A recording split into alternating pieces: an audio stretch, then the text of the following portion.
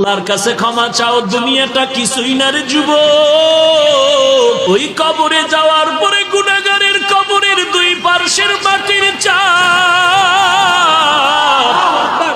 পাথরের হাড় চুরমার হয়ে যাবে। একটা নয়, দুটো নয়, 70 থেকে 99টা সাপের কামড়।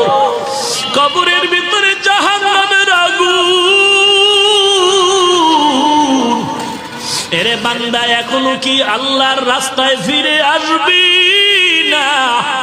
আল্লাহ দেখায় দেয় দুনিয়ার বিল্ডিং এর আগুনে কত যুবকের লাশ, আর চিৎকারের আওয়াজ, বাঁচাও বাঁচাও। একটু চিন্তা করে দেখ, যখন আগুন লাগছিল শরীরের মধ্যে তখন ওদের কেমন লাগছিল, অবস্থাটা কেমন হয়েছিল।